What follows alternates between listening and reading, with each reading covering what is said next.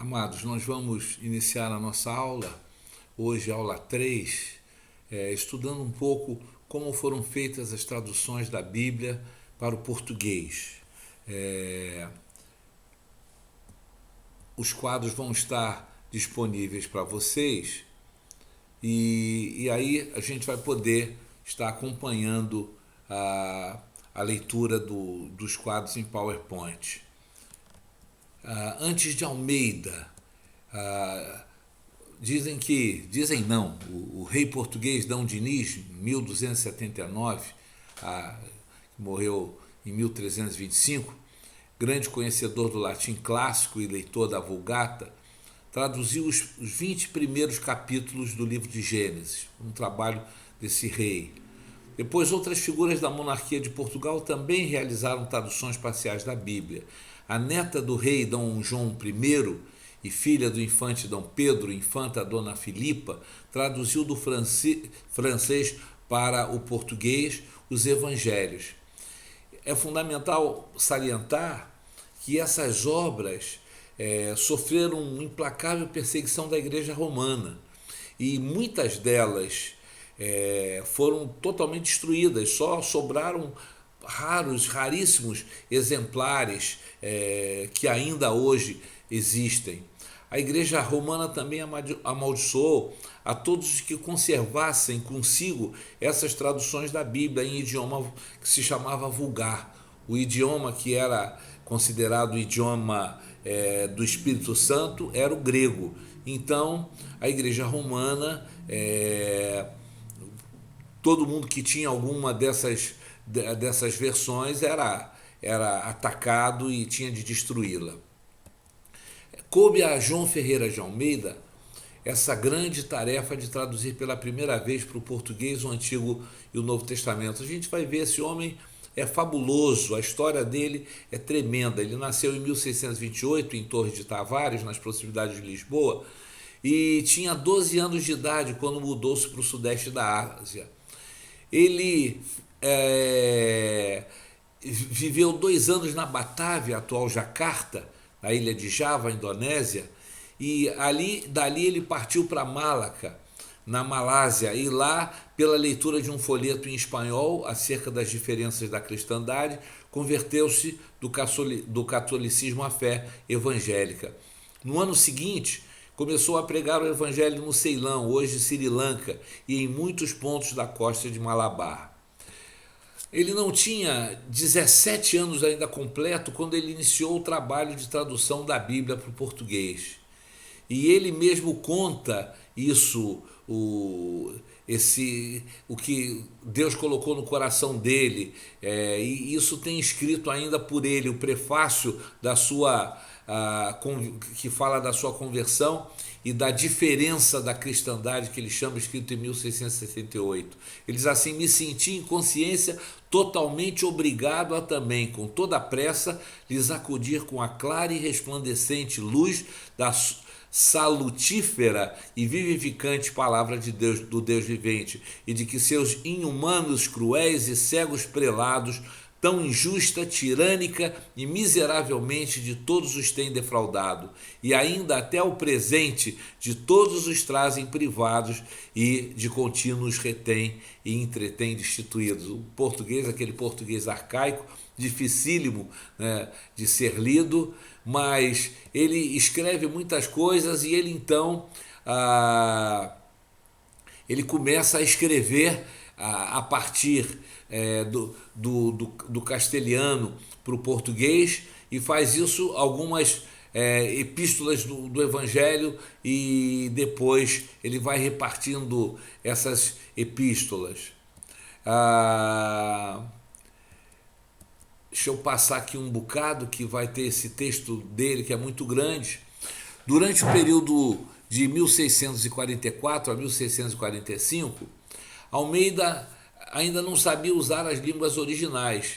E no segundo período também, que ele escreve o texto bíblico, 1651 e 1655, também parece que ele não tem o domínio. Mas no terceiro período da sua atividade como tradutor, a situação se torna bastante diferente, porque parece que ele já dominava, saiu da escuridão do grego, e agora ele já dominava, já tinha estudado bastante o grego e era profundo conhecedor do grego. Então ele traduz direto do grego, né?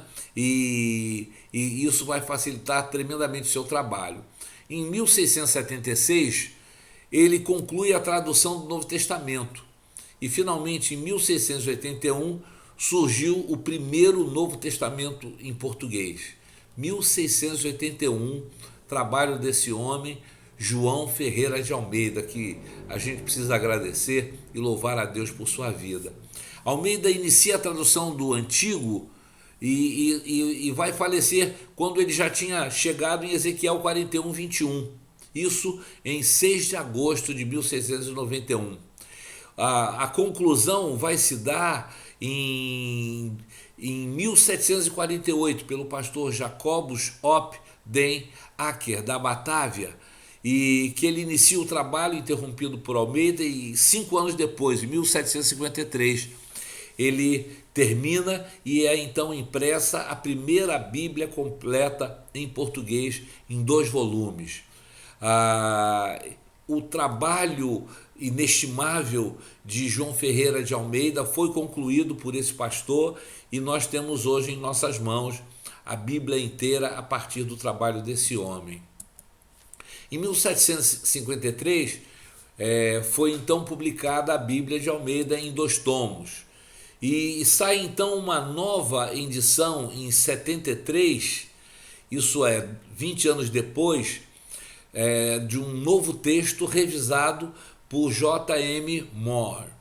E em 1809 a Sociedade Bíblica Britânica e Estrangeira vai publicar a primeira edição do Novo Testamento de Almeida e distribui 5.000 exemplares. Isso em 1809.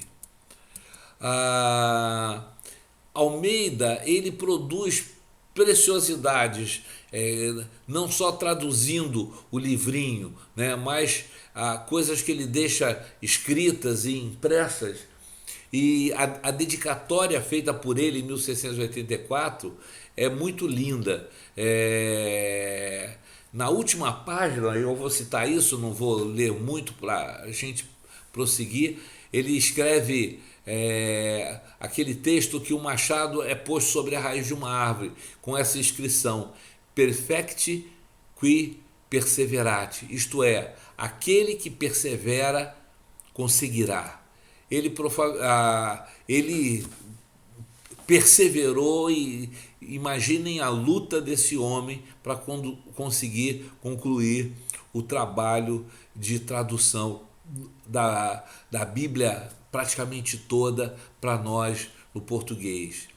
Ele seja muito provavelmente o autor dessa própria inscrição que está impressa nessa Bíblia, né, e que expressa o caráter do homem de Deus que Deus vai usar para traduzir a nossa língua. Ele exorta no prefácio dessa, como é que se diz? Me fugiu a palavra. Dessa primeira edição, ele exorta os seus contemporâneos e conterrâneos a permitir que esse livro os converta dos seus erros papistas. Ele mostra os erros papistas, né, que tudo que a Igreja Católica falava contra a Bíblia na mão deles, e ele diz que essas pessoas, lendo a palavra, vão encontrar a verdade demonstrada e claramente confirmada na própria Bíblia. Nessa relação, ele apela a que leiam e utilizem a Santa Escritura na língua deles, na língua comum que eles tinham. Língua essa pela qual poderão compreendê-la clara e distintivamente e encontrarão a salvação de sua alma.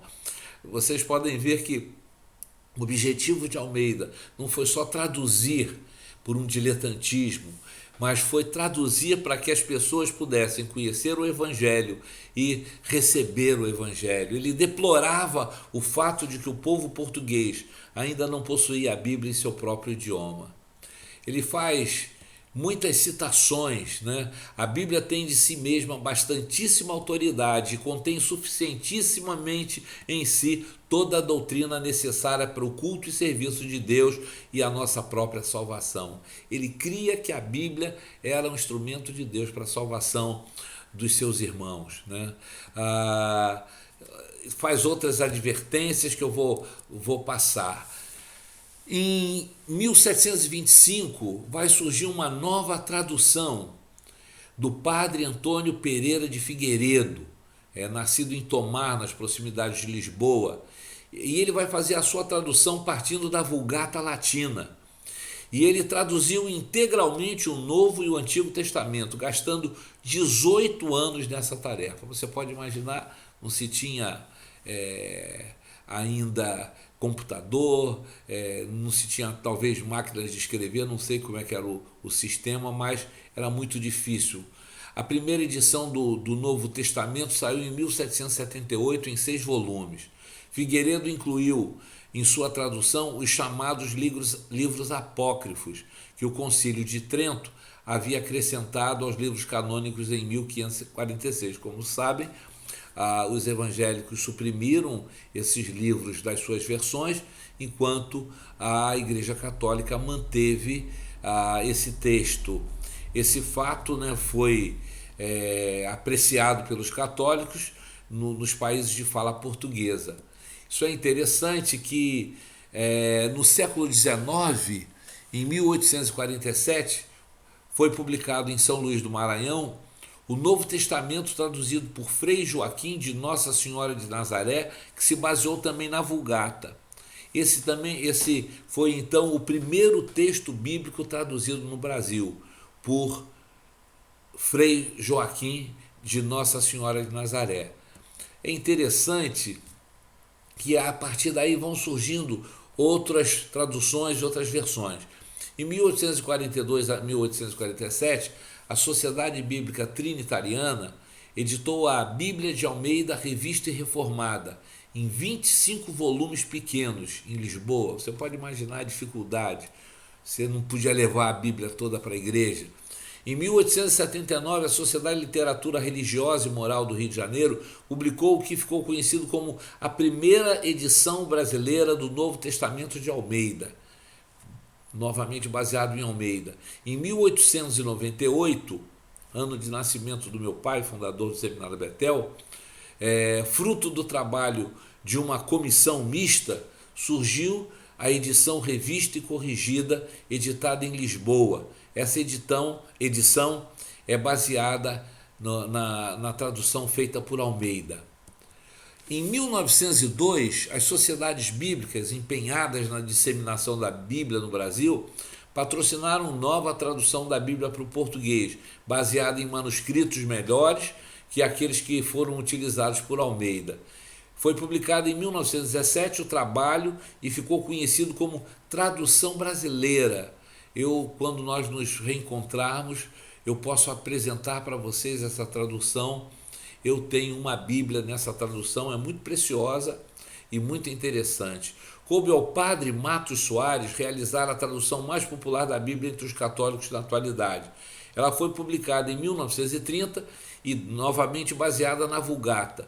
Essa tradução possui notas entre parênteses defendendo os dogmas da Igreja Católica Romana. Por esse motivo, ela recebeu o apoio papal em 1932.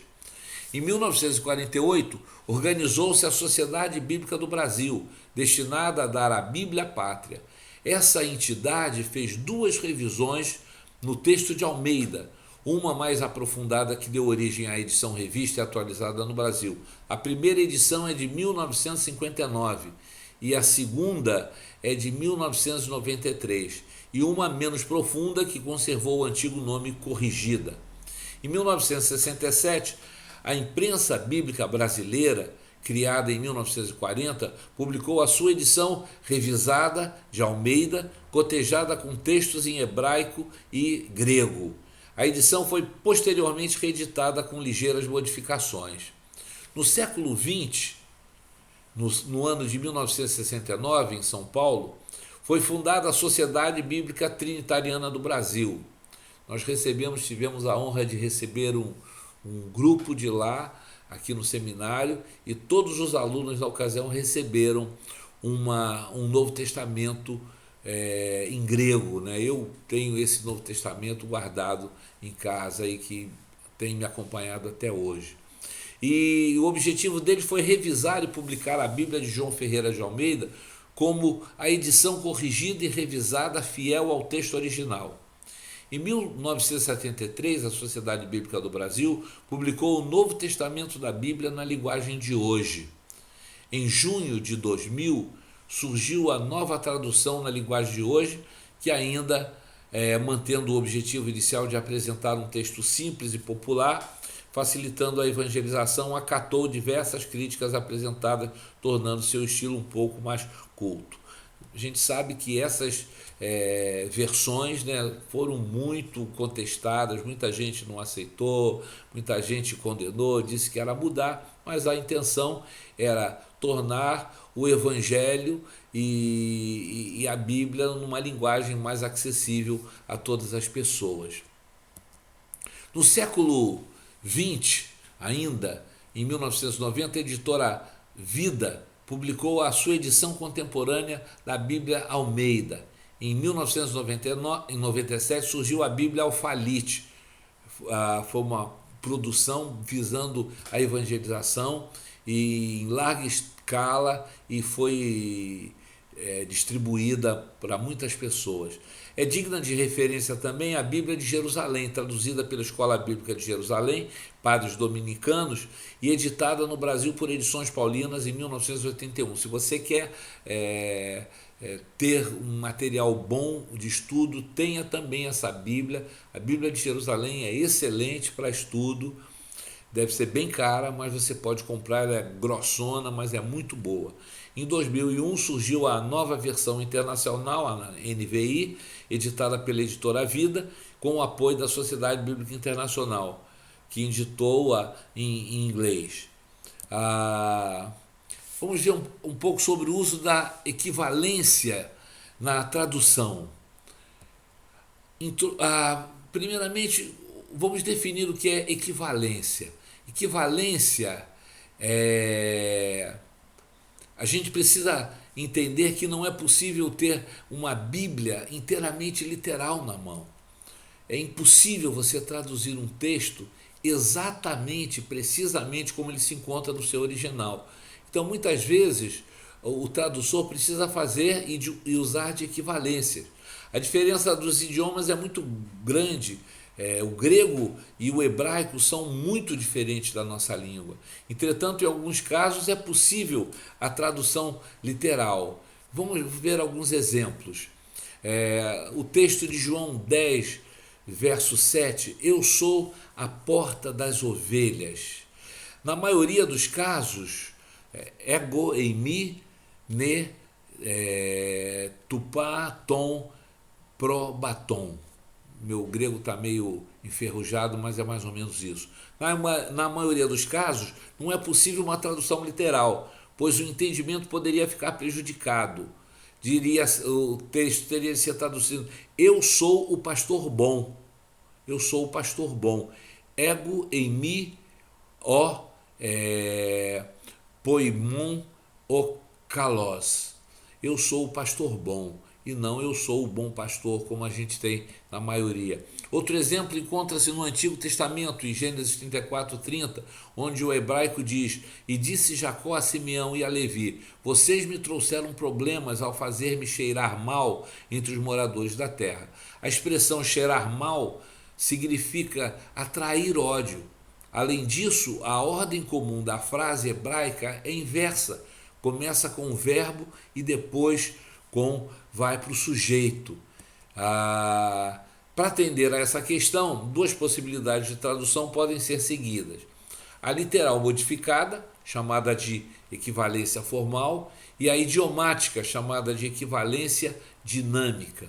Vamos observar o texto de 2 Coríntios 5:21 e a diferença entre os dois princípios de tradução.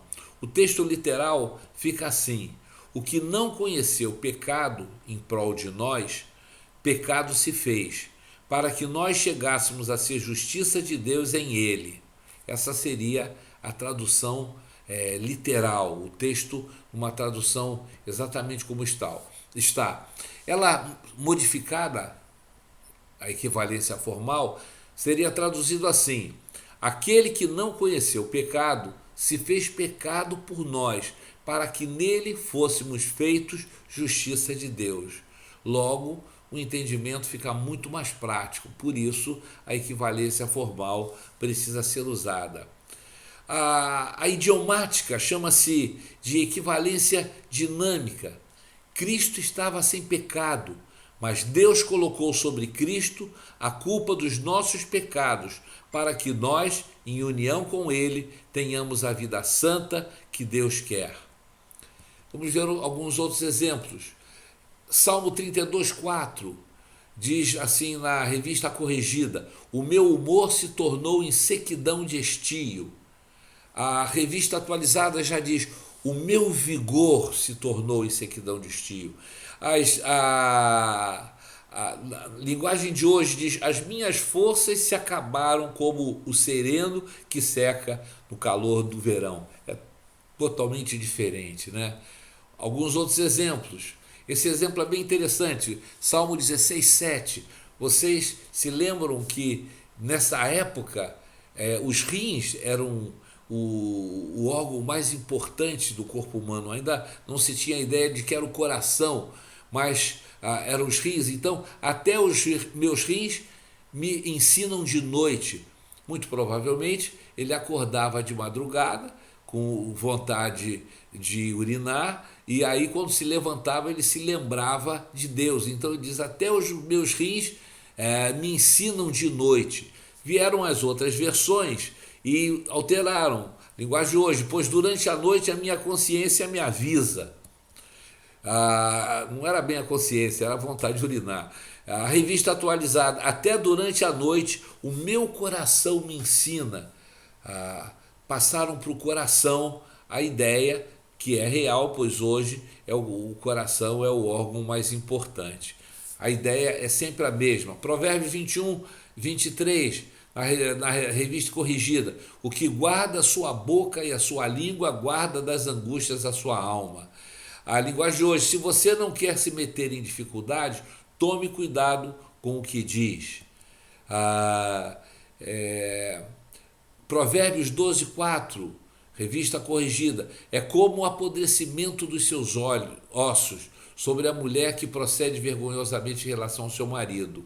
A linguagem de hoje utiliza uma metáfora que transmite a força da expressão: é como o câncer nos ossos dele. A gente pode então apontar qual é a melhor versão? Temos que verificar que a questão que está por trás de toda a problemática das versões é que a Bíblia é a palavra de Deus. Apesar da letra sinal gráfico não esgotar o significado do que Deus diz, sem dúvida alguma ela é uma poderosa bússola a indicar o seu significado. A gente tem de ter muito cuidado com o texto que a gente usa, mas tem de estar aberto a isso. O texto não esgota o sentido que Deus quer dar à sua palavra. Quando Jesus diz que não cuideis que vim destruir a lei e os profetas, não vim abrogar, mas cumprir a lei, Mateus 5:17, ele completa o seu raciocínio falando do sinal grafado objetivamente: porque em verdade vos digo que até que o céu e a terra passem, nenhum jota ou um tio se omitirá da lei, sem que tudo seja cumprido. Então há um desejo de que esse texto, mas ele só consegue ser absolutamente correto se você conseguir ler a sua Bíblia, particularmente o seu Novo Testamento, em grego. Ele já está mais do que 99% correto, disponível para todos nós. Podemos ainda apontar qual a melhor versão. A conclusão é que o processo de equivalência dinâmica pode ser recomendado em algum texto específico, sempre com indicação da forma original, mas não deve ser a regra para a versão da Bíblia inteira. Ele pode ser o mais prático, o melhor, mas não deve ser a regra para a Bíblia toda. A melhor versão, portanto, em face dessas duas realidades, a importância do escrito e a dificuldade da literalidade, deve ser a equivalência formal, que utiliza o princípio do literal modificado, ou seja, procura trazer a ideia real central do texto, né? Então, são as versões que trazem a equivalência formal. Qual o valor da equivalência dinâmica? Então, o que dizer do esforço da equivalência dinâmica? É útil no que tange a ideia, como material de comparação, como interpretação do que está escrito, mas é inferior na prerrogativa do que chamamos propriamente de Bíblia. Eu reclamo muitas vezes de alguns alunos que trazem versões terríveis para a aula e usam versões que ganharam, mas não são versões boas, práticas para o nosso estudo. A gente tem de ter algum cuidado com a versão que a gente escolhe, porque sempre que lemos uma interpretação precisamos considerar que os pontos de vista pessoais do intérprete ou da comissão de intérpretes ficam subjacentes ao texto final. São perigosas essas Bíblias que são publicadas pelas denominações, porque normalmente elas trazem no seu contexto a visão da denominação. Aquela Bíblia produzida pela Torre de Vigia, né, a Bíblia dos Testemunhas de Jeová, ela tem textos muito perigosos, embora você consiga com o próprio texto que ela usa contradizer muitas posições que eles se baseiam. Muitas vezes verificamos a tentativa de sujeitar o texto à ideologia de quem o interpreta. É claro que uma hermenêutica correta nos conduziria à ideia própria do texto, mas como termos certeza do caminho que foi tomado se a forma original não está grafada? Então, vale a pena você comparar, ter várias traduções diferentes na sua mão e olhar os textos e, possivelmente, hoje a gente já tem, eu tenho aquela Bíblia com marcações chaves, né, que tem uma tradução direta do grego, que a gente pode olhar o texto em grego e ter uma visão bem clara do que o texto está nos dizendo, né? Exageros no uso da dinâmica, da equivalência dinâmica. Vamos dar alguns exemplos. Aquela versão que a gente mencionou, versão católica romana do Frei Paulo Avelino de Assis, intitulada a Bíblia Fácil, do Centro Bíblico Católico. Veja o que diz o texto de Mateus 12:47. A Revista Corrigida diz: eis que estão ali fora tua mãe e teus irmãos. A Bíblia Fácil diz assim: sua mãe e seus parentes estão aí fora. Por que ela disse isso? Simplesmente porque ela defende a tese que Jesus não teve irmãos nascidos de Maria. Então, ela tem de fazer um texto para dar base àquilo que ela defende, né? E assim altera o texto bíblico. Vemos então a escolha de uma palavra diferente para se conformar à doutrina católica. Novamente, quando a Bíblia Fácil trata de uma questão doutrinária católica romana, da primazia de Pedro, mais uma vez a versão idiomática prejudica o entendimento sensato. Mateus 16:18 diz assim, na Bíblia Fácil: eu lhe asseguro, Simão, você é a pedra, e sobre esta pedra construirei minha igreja, e as forças do inferno não terão domínio sobre ela, né? A gente vê esse texto diferenciado nas outras versões. Em 1 Coríntios 10:14, o apóstolo Paulo é muito claro quanto à idolatria. Em grego temos, essa é uma palavra mais complicada, fe, viete, apotes,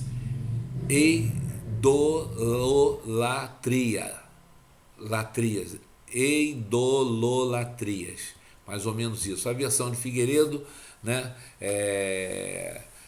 diz assim: fugir da idolatria. Mas a Bíblia Fácil diz: fujam da religião falsa. Sim, a religião verdadeira, onde encontrarão Deus que os poderá ajudar. Na verdade, não é a mesma coisa. O texto original manda fugir da idolatria. mas a Bíblia fácil, uma vez que sabemos que ainda era admitida a idolatria, a adoração, manda fugir da religião falsa. Principais versões existentes em português. A equivalência formal da Trinitariana, corrigida e revisada fiel, é uma versão boa. Eu a tenho usado muito. Não é um texto fácil de ser entendido, mas é uma tradução bem legal, você deve tê-la também. A revista e corrigida, muitas igrejas têm usado. Contemporânea, revisada e aumentada, também é uma boa. Revista e atualizada é talvez a mais comum que a gente usa, né? São versões boas e de equivalência dinâmica. A Bíblia Viva, mundo cristão, todo mundo usa. Eu tenho dificuldade, não sei se cresci e a vida toda gostei de ler a Bíblia na sua forma, eu tenho dificuldade, né, dessas versões bem dinâmicas, né? Cartas para hoje, Vida Nova, a Bíblia na linguagem de hoje, nova tradução SBB, a quem goste. Eu não gosto, a NVI, que não é tão forçada como as outras, mas tem também suas ambiguidades, mas é bem melhor, né? Eu tenho usado a nova Almeida atualizada e é bem gostosa de se ler, e também uma outra versão também da Almeida, que é bem legalzinha e gostosa, boa para adolescente. É importante que tenhamos grande cautela na escolha da versão que adotaremos em nossas igrejas como texto base de leitura e de análise. Devemos preferir versões que sigam, né, que venham da equivalência formal. Outras versões, especialmente as que seguem a equivalência dinâmica, poderão ser muito úteis se as utilizarmos para comparação interpretativa. Ok? Assim, a gente fica por aí e em breve a gente volta para ir adiante e concluir o texto que a gente está se aprofundando aí um pouco, entrando mais um pouco a fundo na matéria. Deus abençoe vocês e fica mais um pouquinho de ajuda aí para vocês estudarem durante esse período.